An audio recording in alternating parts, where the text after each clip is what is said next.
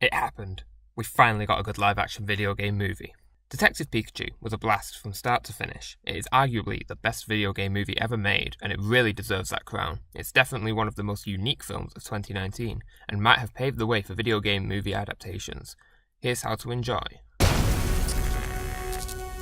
The biggest pro in this movie, as with most of his movies, is Ryan Reynolds. I'm convinced that man could play a brick and still make it funny. His portrayal of Pikachu here is fantastic and hilarious. The writing is snappy, the delivery is witty, and the visual gags complement everything beautifully. Reynolds injects such a personality into Pikachu that I was entertained for every second he was on screen. His jokes were consistently great, and his chemistry with Justice Smith was a pleasure to watch. Speaking of, I wasn't a fan of Justice Smith at the start of the film, but he really started to grow on me as the film progressed. He was doing a fine job until Pikachu shows up, and it was only up from there. He worked a lot better with Ryan Reynolds to bounce off of.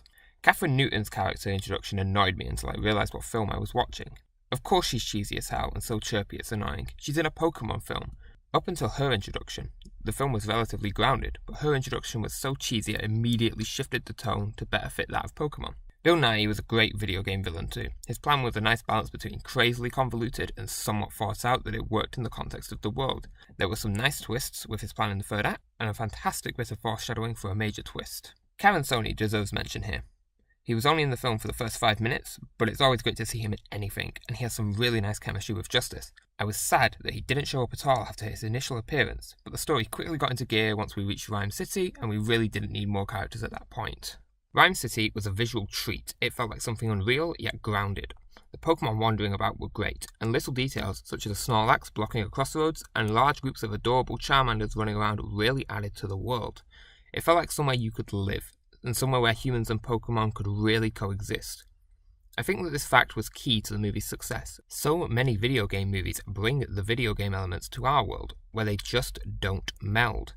Detective Pikachu takes the viewer to its world, and it's all the better for it. It brings you in and it's like, hey, this world is just like yours, but there's Pokemon just running around, and there's secret underground battles and laboratories that study Pokemon. In just 104 minutes, I felt more at home in this world than I did in most actual video games. This was only aided by the soundtrack, which was one of the most subtle this year. The synthesizers was such a simple way to really encapsulate that video game feeling. The introduction to Ryme City was a particular standout for me, and remixing that theme for the underground Pokemon battles was a great use of song to convey the theme as well. This was all capped off by some incredible production design. Nigel, you made a video game reality. Good job. Each act saw the world in a different light, and they were all unique, from the small town we start in to the various locations around Ryme City. As you can probably tell, I really liked this movie, and it had a lot going for it, but it did have one major drawback. The plot. No spoilers here for once, so sit back and relax. I'm conflicted here. I feel like they went for a simple plot because keeping the story simple here was key, but this was ruined by the sheer amount of twists in the third act. I feel that this is just a problem with detective films as a whole. There's always too many twists for my liking, and the plot tends to lose itself in the third act for me. This happened here. The story makes relative sense, and then a lot of events are shown in a different light, and bam, story concluded. It's not a massive problem, but it was my biggest problem with the film. I also had a minor gripe with the opening scene of the movie. For some reason, every shot with Karen was soft, like it was blurry. That doesn't happen in a film unless it's intentional, and since this was a dialogue scene, I don't think it was intentional. One last takeaway. Everyone wears caps in this movie. Maybe it's just a Pokemon thing. Overall, I found Detective Pikachu to be very enjoyable. It was lighthearted, witty, and creative. It had one of my favourite performances of the year from Ryan Reynolds, an outstanding production design, with a great yet subtle soundtrack to boot.